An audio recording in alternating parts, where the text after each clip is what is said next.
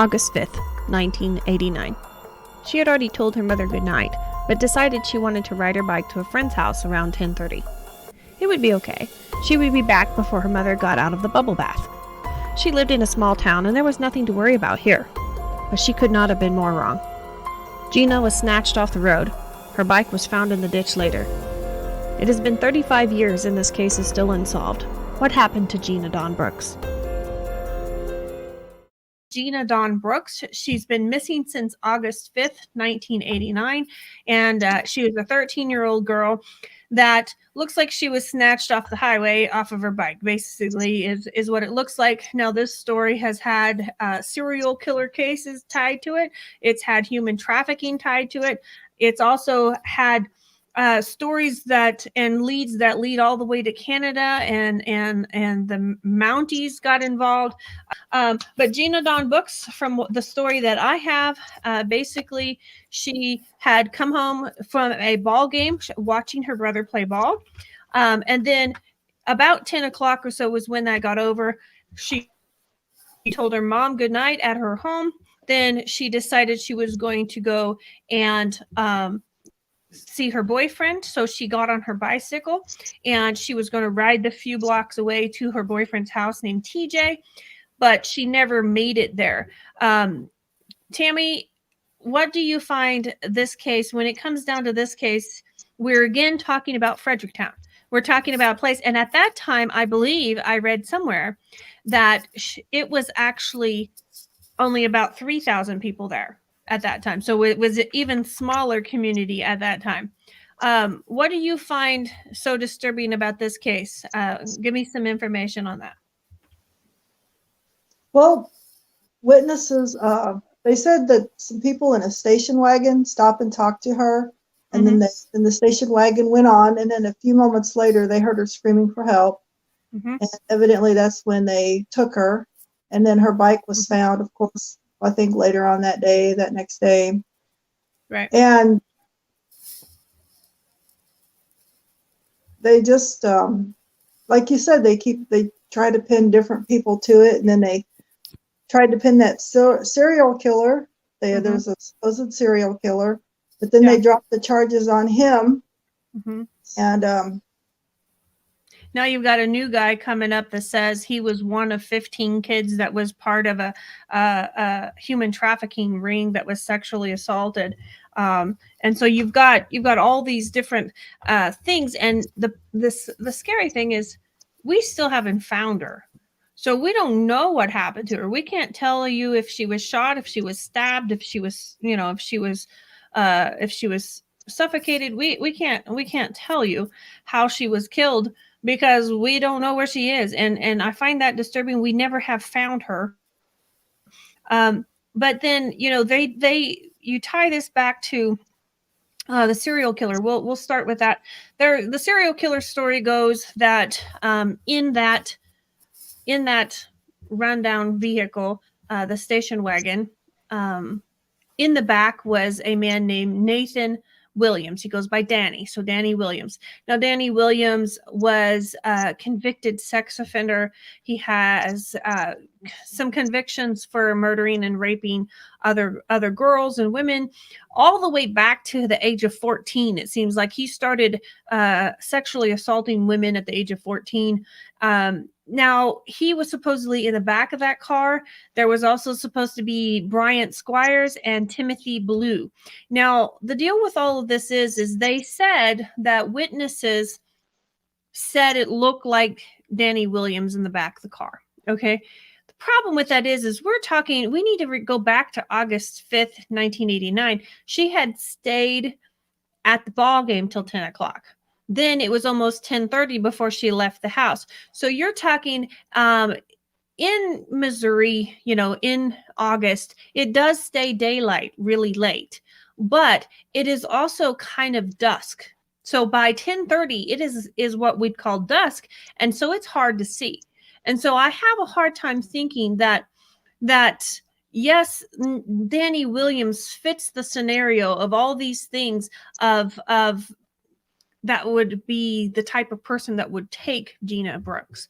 But basically their main reason why they believe it's him is because an eyewitness thinks they can ID him in the back of the station wagon.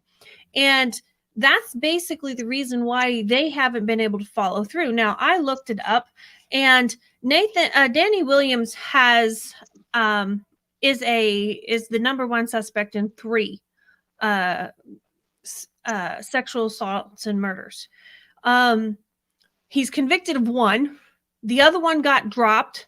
The other one, and then the other one's Gina Dawn Brooks. Well, he was actually, they thought they had their guy in 1998. So 9 years after Gina's disappearance, they actually charged Danny Williams with first-degree murder. It's supposed to go on trial January of 2002. It never goes on trial. It's continually postponed. And then all of a sudden, last year, I think it was in May. Not sure. I didn't write down the month. Last year, the Madison County prosecutor, Dwight Robbins, dropped the first-degree murder charge. Now, as of right now, Danny Williams is in prison.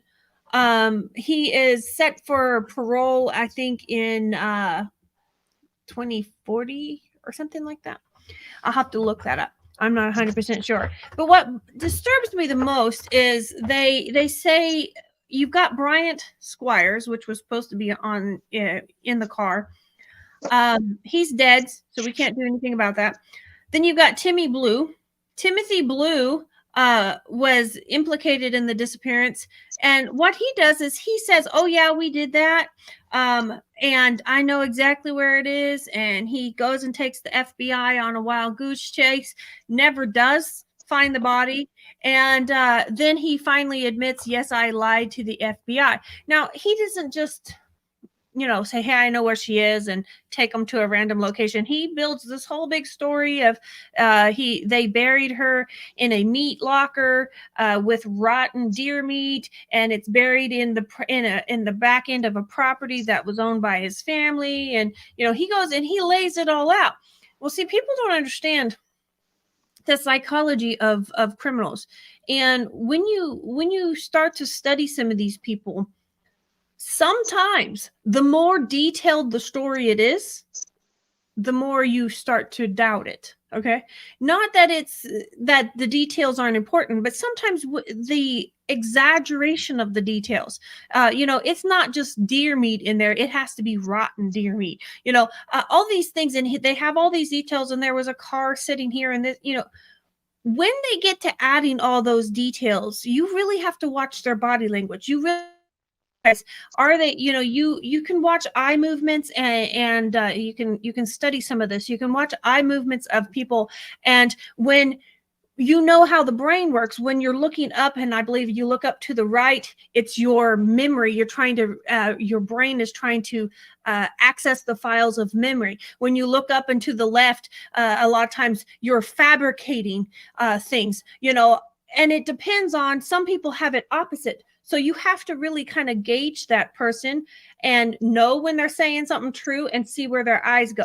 And so this is something that the FBI uses to try to tell if people are telling the truth. And it's not 100% accurate, but it is 90%.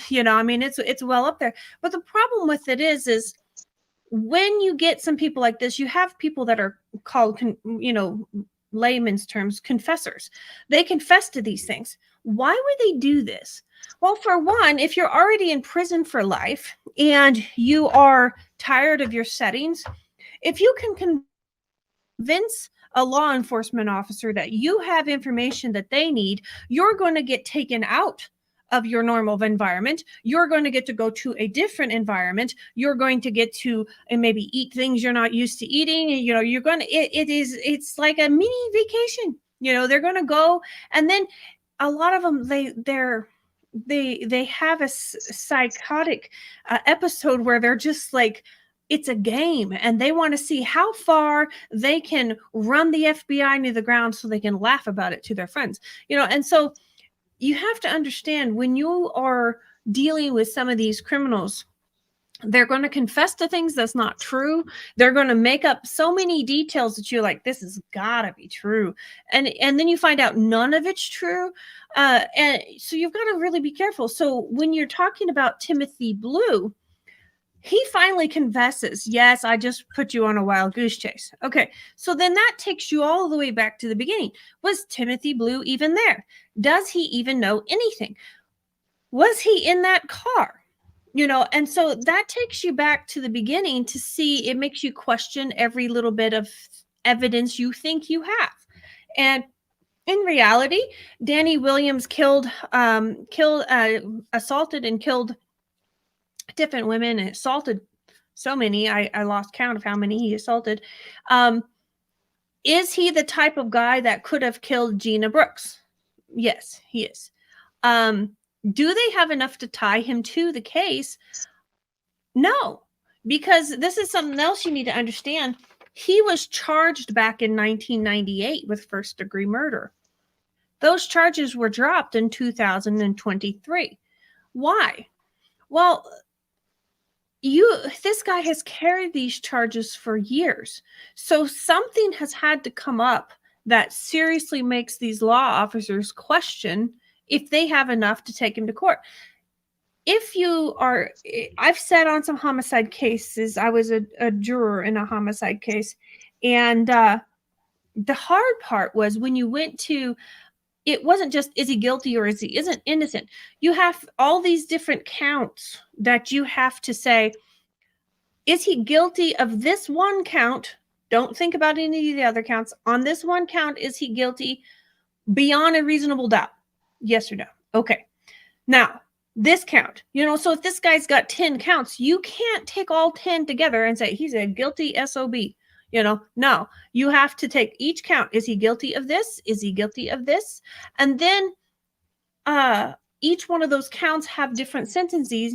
And depending on how the trial set up, we had to, on each one of those counts, we had to say, is he guilty beyond a reasonable doubt? Yes or no?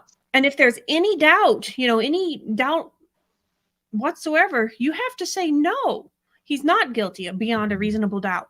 And so they don't have enough that they think they can take him to court and get the jurors to say beyond a reasonable doubt.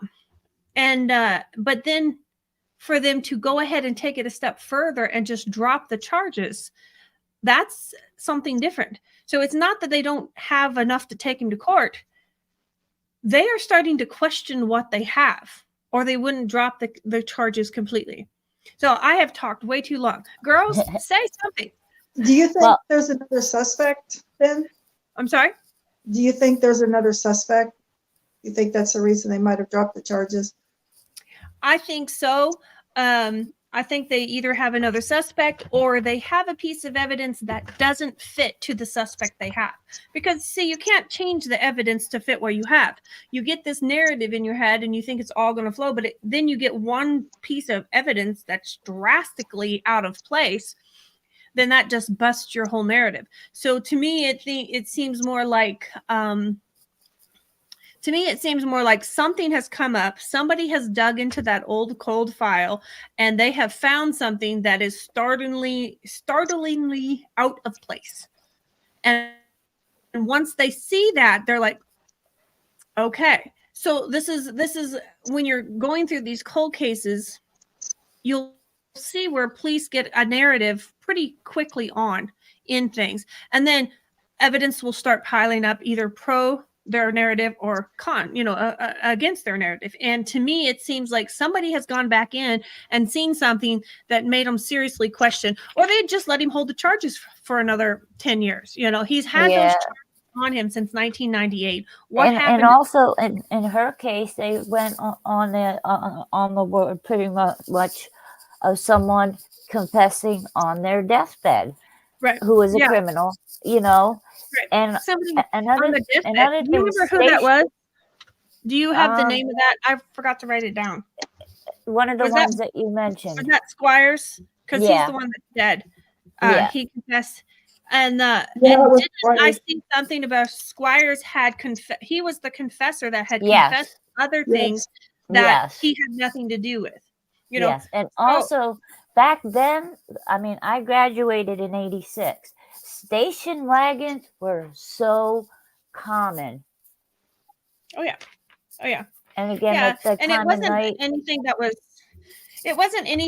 was out of the ordinary. Like this was a brand new flaming red, it was just Yeah. a common beat down. They're not even sure what color it was. See, this is what makes me think they don't know Danny Williams was the one in the back of the car, because they can't tell you if it was a green or a blue or a white. Or did they say green, blue, or gray? They're like, I don't know. It was either a green or a blue or a gray, or, I'm like, you right. can't even tell us the that, color of the car, but you're going to identify the man sitting in the back seat? yeah. And that also goes with that, the time of night it was. It's not Right. daylight out. If you can't even make out the color of the car, how can you make out who was in the car?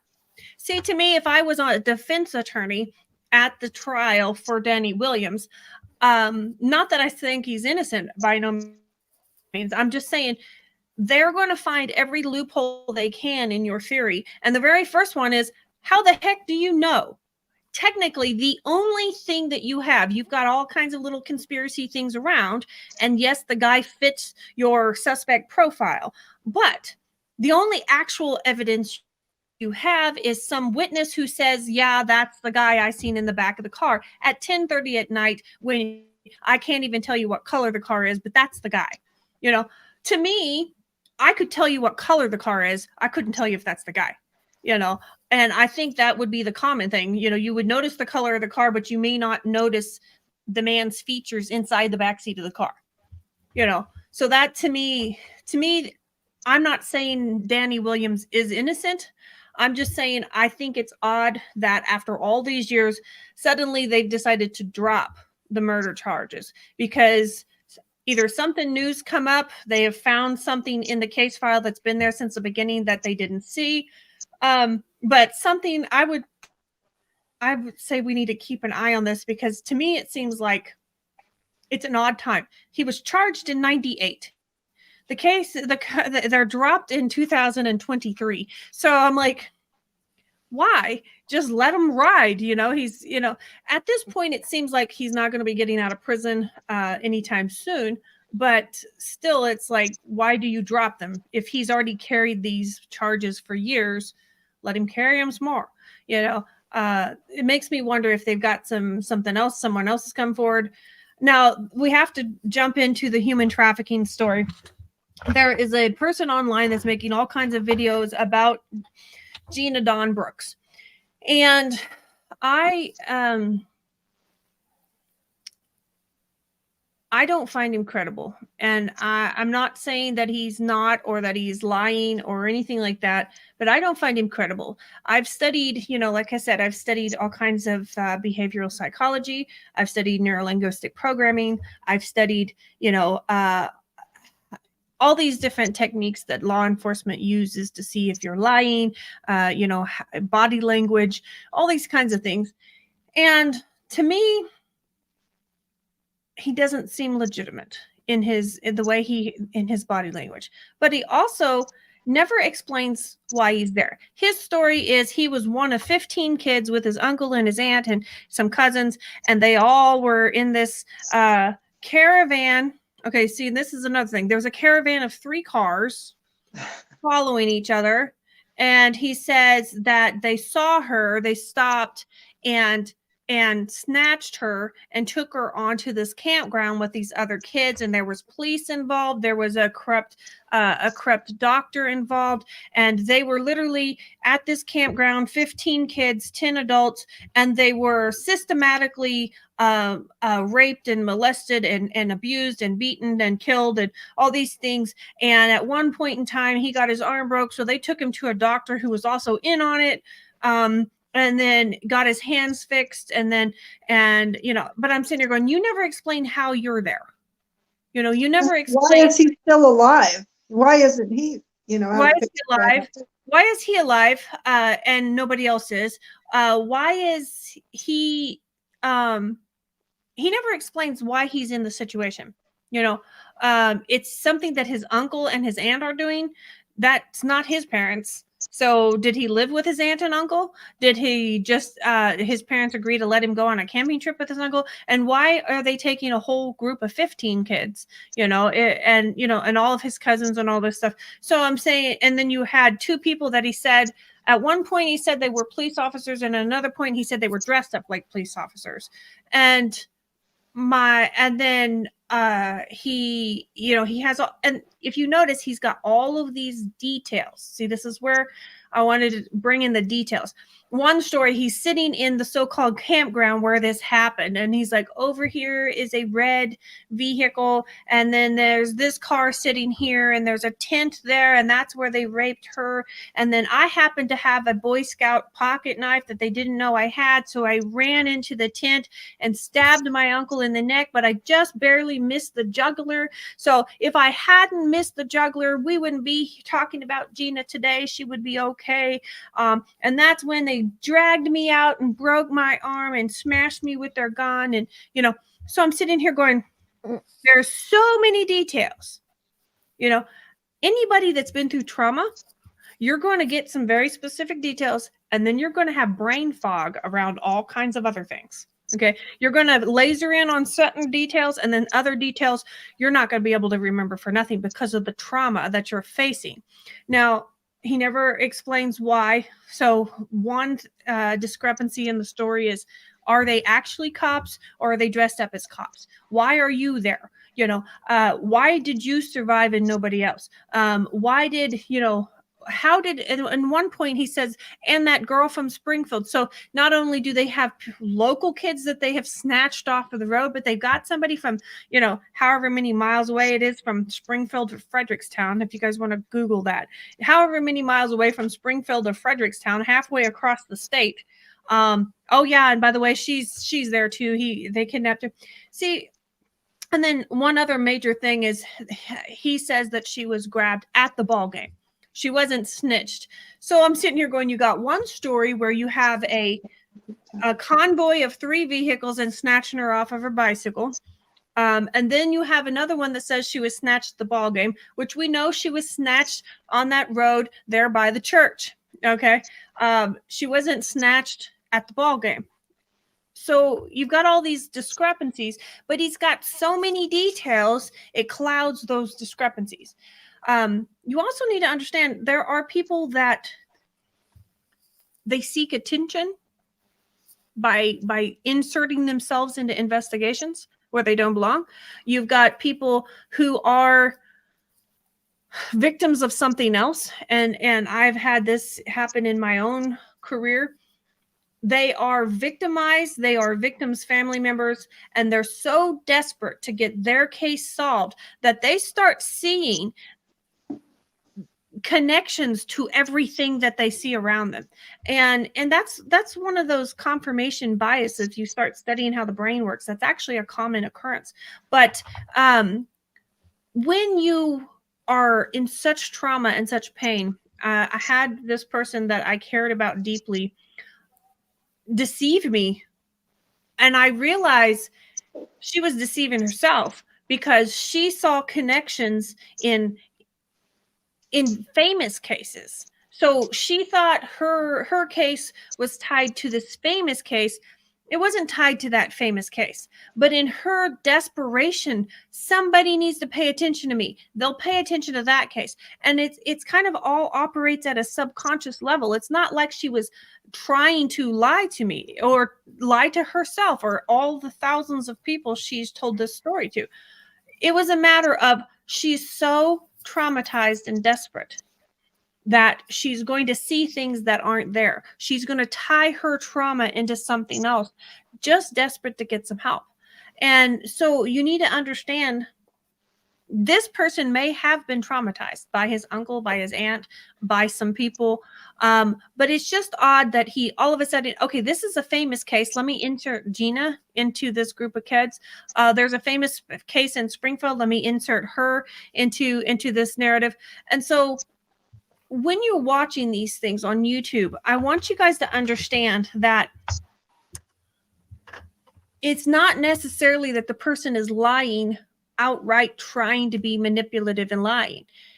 it's something that they have grown to believe in their own self because of their own trauma, and they're so desperate for help.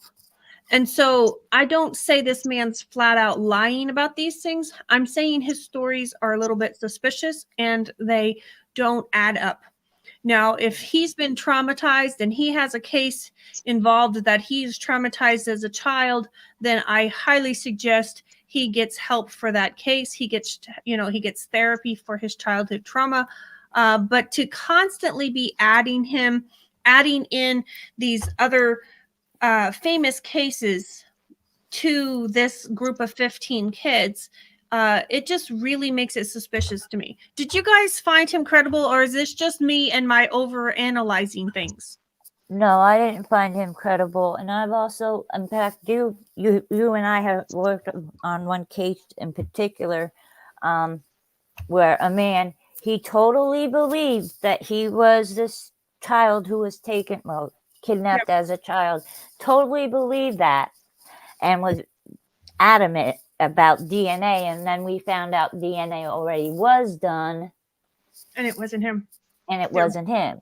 And I've had another case like that where somebody thought they were a person that was kidnapped as a child, named other kids that were mentioned or kidnapped as children, and the person who put all this out should be locked up because she took it to YouTube without fact checking.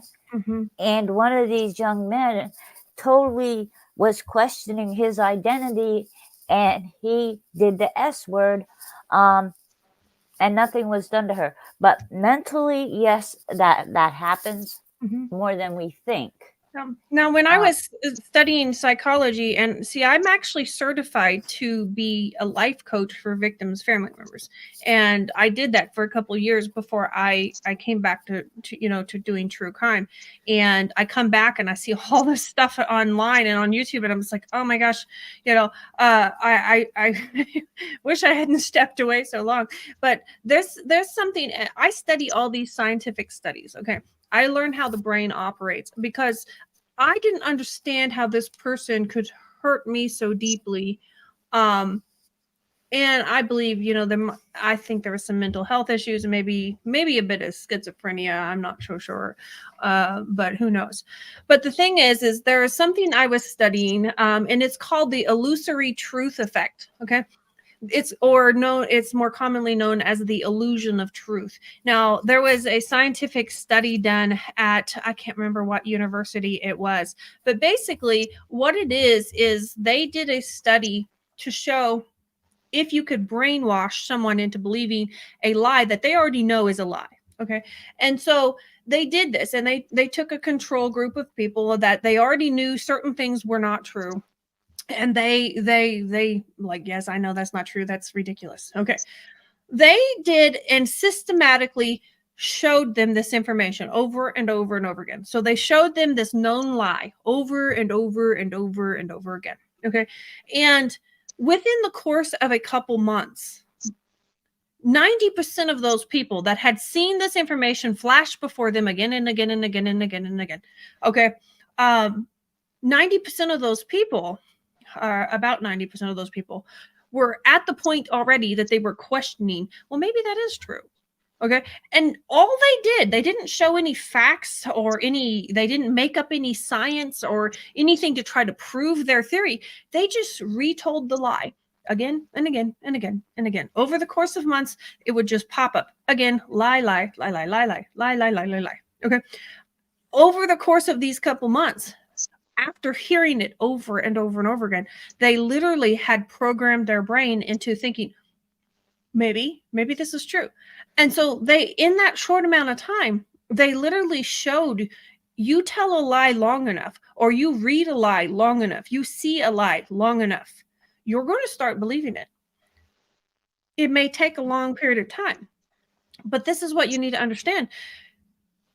If someone's been traumatized, it boosts that effect because you get so much trauma, so much emotion, so many, neurochemicals changing in your body with the stress. It's going to speed that process up a little bit. Okay.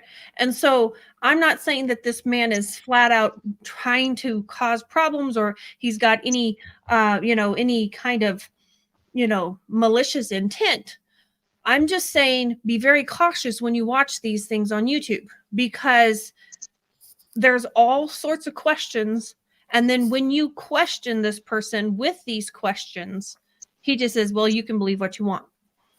He doesn't follow through with, well, here's my evidence. You think I'm false. Okay, here's my evidence. You read it and tell me what you think. And so this is where you really, he's got that cognitive bias already that this is what's happened. And I hope he gets help.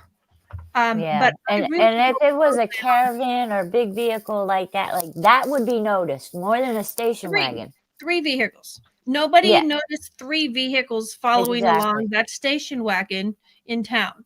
And incidentally, it's 222 miles from Springfield, Missouri to Fredericktown, Missouri. So. Thank you. And that caravan went, what'd you say, 300 or 200? 222. Oh, perfect. Okay, so this caravan went and picked up a kid 222 miles away and then decided to drive to Fredericktown and pick up another kid along with the 13 other kids that they have. So that makes a lot of sense. Yeah. Yeah. And with kidnappings like this, and I'm just going by past cases, it seems to me that there most likely were 2 people. One got out, snatched her quick. We've seen that in Elizabeth Smart, where because they can get them so quick and be gone. Yeah. Well, and I'm not saying that it's not those 3 guys. I'm not saying it ain't Danny and Bryant and Timothy. I'm not saying it's not those guys. I just find it very suspect that they dropped the murder that along with the fact that the one guy said confessed to a bunch of stuff he didn't have anything to do with on his deathbed, and this was one of them. And then the Timothy Blue, he lied about the location and then admitted that he was just sending them on a goose chase. I think they even drained a quarry or something. Yeah. They drained a quarry for it. And now this one thing I have to say, the police force in 1989 really knocked it out of the box trying to find somebody, because there was they called in the county Mounties. I mean, they had different police forces coming in to help. Yeah, and so it's not from the lack of police concern in the Gina Dawn Brooks case. They even had the Canadian Mounties ready. Yeah, that's what I was saying. That there was some tip that tied it to somewhere in Canada, and they called the county Mounties, and one Mountie says, "Okay, it's going to take me a day to get there and a day back, so I'll give you an answer in 2 days." And he went out and it wasn't, and came back and says, "Nope." So I mean, they called in the county Mounties on this. I mean, they called in everybody. But the thing is when it's something like this, it's a 13-year-old girl missing from her hometown, 10:30 at night on her bicycle. I was always had to be in the house by dusk. I wasn't allowed to be out that late at night. And so it's just one of those things where you're like, if she could have just stayed home that night. Don't go to your boyfriend's, just stay home, but you always go through those things and you think, man, if I had just done this or if I had just done that, everything would have turned out different. My next thing that I thought I had written down here in my notes that I forgot, I kind of passed over. Her boyfriend TJ is where she was going to his house. TJ and a friend was sitting on his front porch and actually heard her scream, TJ, supposedly when she was snatched. So I'm saying she got almost to her boyfriend's house.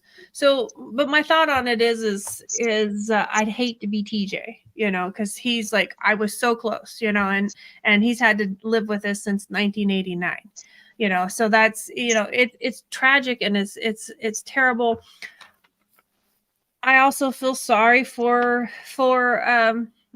the guy that's bringing up the human trafficking stories. You think, well, why would you feel sorry for him? Because he honestly believes this. He honestly, he has suffered some kind of trauma, and this is the trauma coming out. He's a grown man now, and this is the trauma coming out. And but on other things, I kind of dig into conspiracies, and I'm thinking, okay, well, if you want to be a good investigator, you need to put him on the suspect list. You also need to put TJ on the suspect list. If you want to be a good investigator, everybody's a suspect. That's the way it works until you start eliminating everybody, And I wonder too, did her mother even know that she went out? No, that was the thing. I know at 13, I mean, I couldn't, if we at 13, no, we wouldn't be allowed to ride nowhere. No, and see, that was the thing. She came home and her mom went to bed about 10:30, and she told her good night. And then a little bit later, she told her brother she was going to take her bike out and go see TJ. And so basically, the mom woke up about 1 o'clock in the morning, because I wondered why did the police get called at 2 o'clock in the morning? And I was like, this is just weird. And I looked it up, and basically that the mom woke up about 1 o'clock and her daughter wasn't in the house. She might have snuck out. She did. And her daughter wasn't in the house. And so she talked to her son, and her son's like, well, she was supposed to go ride her bike to TJ's and be right back. And then here it was 1 o'clock. And so the police weren't even called to say she was missing until after 2 a.m. And so that's where why didn't TJ call? Was it one of those things he was sitting on the porch and he thought he heard someone scream his name, but he's like, oh, I'm crazy, I didn't hear nothing, or was it so close? Was they the witnesses that saw the car? I have a hard time thinking that they were the witnesses that saw the car and the man in the back of the car and all that, because if they had, then they could have called 911 sooner, so I don't know. Nothing makes sense with all of that. Yeah, and I would think they'd be probably running after, you know what I mean? Exactly. Trying to. Yeah. They would be doing something. Yeah. And so I think they must have just heard something, and he thinks he heard her say his name. But it was only it was 5 blocks from the house. So, I mean, if you scream loud enough, anybody can hear you in 5 blocks.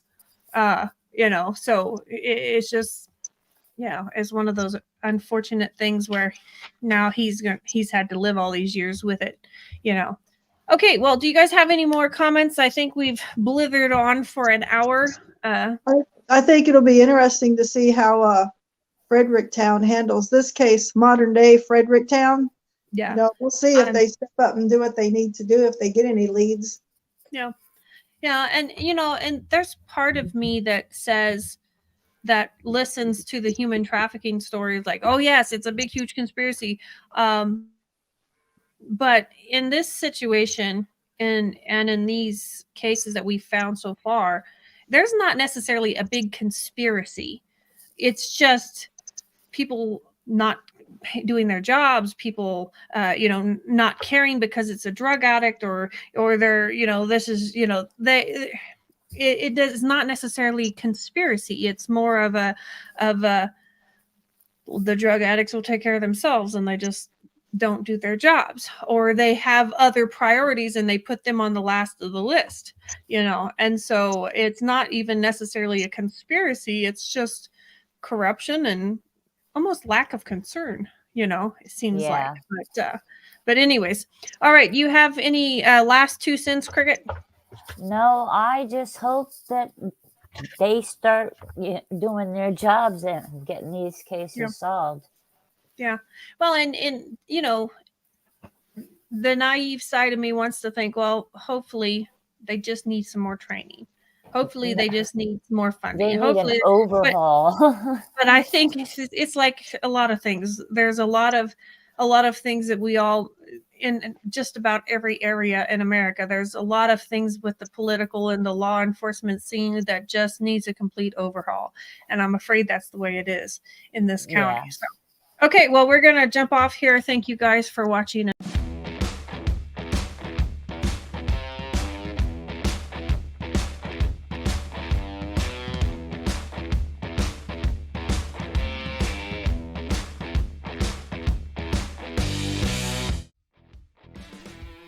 Today's episode is brought to you by Bones Coffee Company. You can forget about boring coffee when you drink Bones Coffee.